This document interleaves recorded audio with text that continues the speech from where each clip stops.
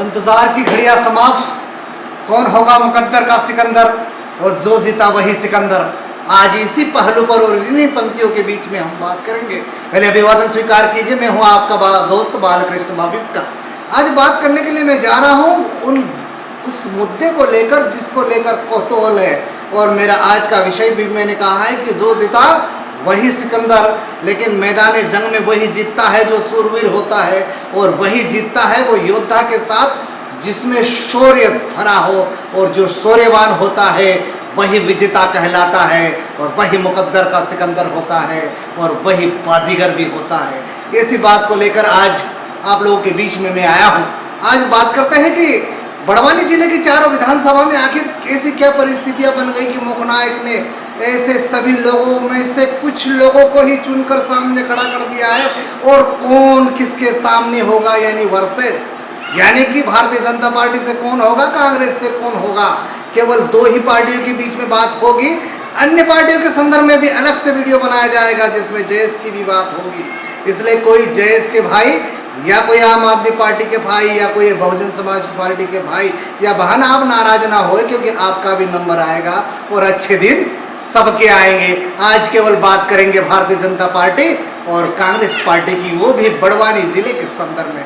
अब बड़वानी जिले में तो मैंने सबसे पहले कह दिया कि सबसे हॉट सीटों में दो सीटें मैं आपके सामने हमेशा कहता रहता हूँ। पहली है सेंधवा। जी हाँ, सेंधवा विधानसभा सबसे हॉट सीटों में गिनी जा रही, क्योंकि दो जो लिस्ट जारी हुई भारतीय जनता पार्टी में, उसमें सेंधवा सीट का कहीं से कहीं तक नाम नहीं लिया आया है। क्या पसोपस की स्थिति है, या पुराने कोई योद्धा को मैदान जंग में उतारना चाहता है, या नए में युवा इस मैदान को फतेह करना चाहते हैं, जीत का जश्न मनाना चाहते हैं। बात करेंगे चारों विधानसभाओं की। शुरुआत करते हैं, श्री गणेश करते हैं, शुभारंभ करते हैं सेंधवा विधानसभा का। यदि पुरानी बात की जाए तो सेंधवा विधानसभा के परिदृश्य के संदर्भ में, पुराने संदर्भ में इसलिए चर्चा करना चाहता हूँ क्योंकि भारतीय जनता पार्टी की जो दूसरी लिस्ट जारी हुई है, उसमें कई केंद्रीय मंत्री को, कई सांसदों को, कई राष्ट्रीय स्तर के नेताओं को भारतीय जनता पार्टी ने उस नई जो 39 लोगों की सूची जारी हुई है, उस नई सूची में नाम देने का काम किया है।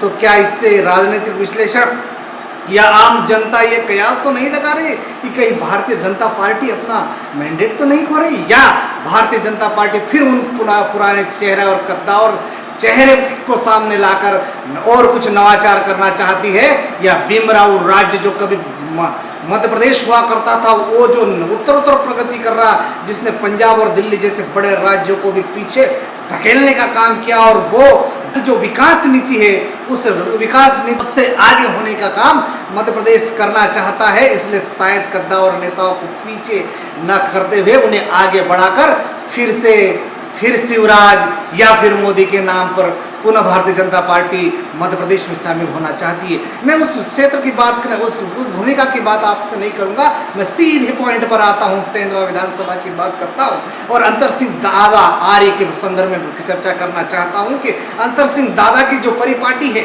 जो उनका अंतर सिंह दादा का जो जीवन है, या उनके जो परिवार की बात है, अंतर सिंह दादा के पिताश्री भी राजनीति में थे, और वे जनसंघ के ज़माने में थे, सम्मानीय रावजी आर्य जी, और उनके उत्तराधिकारी के रूप में 100% उभर कर सामने आने वाले, और उनके पद चिन्हों पर चलने वाले, और भारतीय जनता पार्टी के अपेक्षाओं पर खरे उतरने का काम यदि किसी ने किया है भारतीय जनता पार्टी के संदर्भ में, वो तो सम्मानीय अंतर सिंह आर्य जी है। क्योंकि अंतर सिंह दादा के संदर्भ में आम मतदाता, आम व्यक्ति ये कहते हैं कि उन्होंने अपना राजनीतिक जीवन सरपंच से प्रारंभ किया है। जी हाँ, ये लोकतंत्र में, राज्य व्यवस्था में सबसे छोटा ग्रामीण पद होता है, और उस पद से उन्होंने इस यात्रा को प्रारंभ किया, और वो यात्रा सरपंच की होती है, और सरपंच से लेकर विधानसभा के दहलीज पर या विधानसभा के पवित्र मंदिर में प्रवेश करने का काम यदि सेंधवा विधानसभा में किसी ने किया है तो वो अंतर सिंह दादा आर्य का नाम सबसे पहला आता है, इसलिए कद्दावर नेता, मध्य प्रदेश के परिप्रेक्ष्य में एक अच्छा वजूद रखने वाले, और जितने भी इस मध्य प्रदेश में सीएम बने हैं, मुख्यमंत्री बने हैं और उनके मंत्रिमंडल में यदि काम करने का सुअवसर प्राप्त हुआ है तो वो सम्मानीय अंतर सिंह दादा की बात आएगी। फिर उनके जो सामने कड़ी टक्कर दे के सामने आने वाले चेहरा है ग्यारसी लाल जी रावत। किंतु ग्यारसी लाल जी रावत के संदर्भ में पशुपेश की स्थिति में बनी हुई, क्योंकि दावेदारों की लिस्ट बहुत जबरदस्त है। बहरहाल जो नया नाम उभर कर आया है वो पूर्व इनकम टैक्स ऑफिसर पोरलाल जी खरते। जी हाँ, पोरलाल जी खरते मेंदड़ा पानी के मूल निवासी है और वे मध्य प्रदेश और महाराष्ट्र के बॉर्डर पर उनके गाँव में बसा हुआ है। वो ठेठ ग्रामीण क्षेत्र से जाकर इंदौर और भोपाल की धरती पर पहुंचे और प्रशासनिक व्यवस्था में आगे बढ़े और इनकम टैक्स ऑफिसर जैसे बड़े ओहदे पर गए। और न जाने उनके मन में ऐसा क्या आया, उनकी अंतरात्मा की आवाज़ में ऐसा क्या आया कि उन्होंने सामाजिक दृष्टिकोण से काम करते हुए, सामाजिक इंजीनियरिंग यानी सोशल इंजीनियरिंग की बात करते हुए अचानक राजनीति में पटाक्षेप किया है। इसलिए वर्तमान परिदृश्य में, यदि आज के परिदृश्य में मैं यदि कहूँ तो सेंधवा विधानसभा में अंतर सिंह दादा भारतीय जनता पार्टी से और पोरलाल जी खरते कांग्रेस से हो सकते हैं। ये दोनों ही पूर्व अनुमान है या विश्वसनीय सूत्रों के अनुसार मैं आपसे बात कर रहा हूँ, क्योंकि जो लिस्ट जारी होगी वो तो उन पार्टी से ही होगी जिसमें भाजपा और कांग्रेस के नाम उजागर होंगे। बहरहाल में विश्वसनीय सूत्रों से और अधिक आशंका के कारण और लोगों में इन दोनों की लोकप्रियता के मद्देनजर आप लोगों से बात करने के लिए आया हूं। तो सेंधवा विधानसभा से दो, दादा अंतर सिंह आर्य और पोरलाल जी खरते। बात करते हैं राजपुर विधानसभा की। राजपुर विधानसभा बड़े ही पशुपेश की स्थिति में है, क्योंकि राजपुर विधानसभा में जो वर्तमान विधायक है वे कांग्रेस से है और कांग्रेस में वर्तमान विधायक राजपुर से है बाला बच्चन। बाला बच्चन बिलाला जनजाति के आते हैं और कद्दावर नेता के रूप में जाने जाते हैं। ऐसा इनके बारे में ये भी बताया जाता है कि वह सबसे कम अवस्था में, सबसे कम उम्र में विधायक बने हैं। इंदौर की धरती पर उन्होंने इंजीनियरिंग की पढ़ाई की है। उस दौरान सम्मानित पूर्व मुख्यमंत्री कमलनाथ जी से बात उनकी हुई थी या मुलाकात हुई थी। उसी के तर्ज पर जब वो राजपुर क्षेत्र में आए तो उन्होंने तन मन से काम किया और कई बार राजपुर विधानसभा और पांसेमल विधानसभा से विधायक रहे। इसलिए प्रदेश के ही तो सही, किंतु बड़वानी जिले के कांग्रेस का कद्दावर चेहरा है बाला बच्चन। और उनके ठीक सामने पूर्व मंत्री के सुपुत्र अंतर पटेल जी है। अंतर पटेल भी बहुत ही कर्मठ व्यक्ति है और वह अपने पिता की जो परिपाटी है, पिता की जो पृष्ठभूमि है, उस पिता की जो विरासत है उसको आगे ले जाने का काम किया। और पिछली बार अंतर सिंह पटेल ने बाला बच्चन को कड़ी टक्कर दी थी और उसी का परिणाम है कि आज परसों जो 39 लोगों की जो लिस्ट जारी हुई, उस 39 लोगों की लिस्ट में अंतर पटेल का नाम सामने आया। क्योंकि यदि पार्टी ने इन पर विश्वास किया है तो कहीं ना कहीं दम भरते हैं, मैदान जंग में उतर सकते हैं, मुकद्दर के सिकंदर भी होते हैं और कर्मवीर भी हो सकते हैं, और जो जीता शायद वो भी सिकंदर हो सकते हैं। इसलिए राजपुर विधानसभा में संसिक्त और कद्दावर नेताओं की बात करने के बाद मैं आपको ले जाता हूँ पांसेमल विधानसभा में। और पांसेमल विधानसभा चूँकि बुद्धिजीवी और पढ़े लिखे लोगों की भूमि है, धरती है, मैंने कई लोगों के संदर्भ में जितना मेरे पास बायोडाटा है उसके आधार पर मैंने उनकी बात कही थी।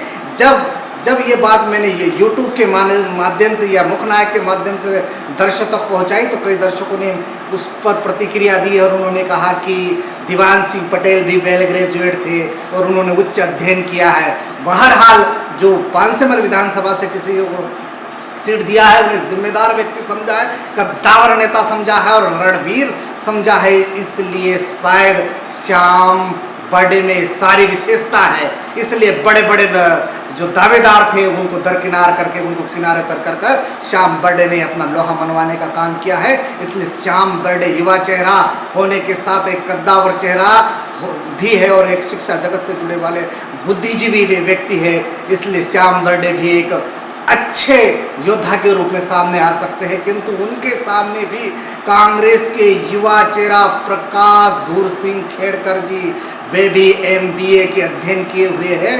उनकी पारिवारिक पृष्ठभूमि सरपंच से है, यानी कि सरपंच लोकतंत्र के सबसे निचले पायदान से उनको तजुर्बा है। उनके पिता है, उनके पिता के पिता भी सरपंच रहे हैं। इसलिए कांग्रेस की ओर से पांसेमल विधानसभा से जो विश्वसनीय सूत्र प्राप्त हो रहे हैं उसके अनुसार प्रकाश धूर सिंह खेड़कर किसी भी मायने में, किसी भी स्थिति में टक्कर देने के लिए, मुकद्दर का सिकंदर बनने के लिए, मैदान जंग में उतरने के लिए, एक महायोद्धा, विश्व योद्धा बनने के लिए तैयार है। इसलिए प्रकाश जी कांग्रेस का एक बड़ा चेहरा, युवा चेहरा पांचमहल विधानसभा के लिए सामने हो सकता है। ये विश्वसनीय सूत्र है। हालांकि सूची में अभी तक नाम नहीं हुआ, कांग्रेस ने अभी तक पत्ते इसलिए नहीं खोले, शायद प्रकाश खेड़कर की जो जिम्मेदारी है वो शायद बड़ी है, या प्रकाश खेड़कर को आगे लाकर इस श्याम बर्डे नामक योद्धा के सामने उतारने का शायद विश्वसनीय सूत्र के अनुसार जो मैं बता रहा हूँ वो प्रकाश जी ही हो सकते हैं।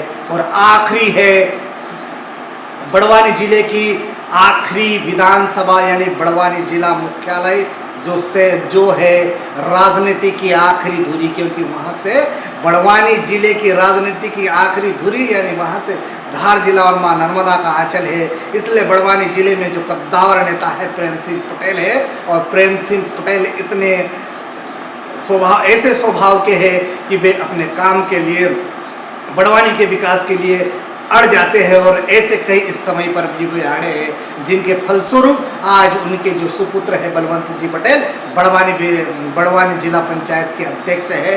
और उनके सामने जो बड़वानी में कद्दावर चेहरा के रूप में सामने आ रहे हैं वो है राजन मंडलोई।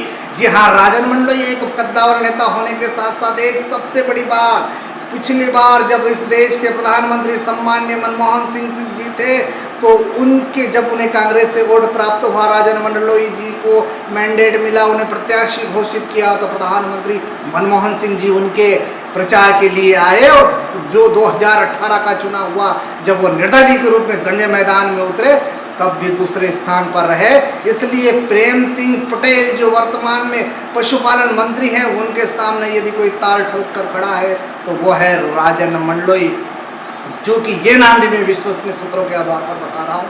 कांग्रेस और बीजेपी में कुछ लोगों के नाम जगजाहिर हो गए हैं, उनकी पार्टी ने सूची जारी कर दी है, उसमें केवल पानसेमल और राजपुर का नाम भारतीय जनता पार्टी के संदर्भ में श्याम बर्डे और अंतर पटेल का आया है। बाकी सारे नाम अभी भी आश्चर्य का विषय है, और कब सामने आएंगे ये आने वाले समय में मुखनायक बताएगा। तब तक आपसे निवेदन है कि मुखनायक को सब्सक्राइब कीजिए, लाइक कीजिए और बेल आइकन दबाना ना भूलें। नमस्कार।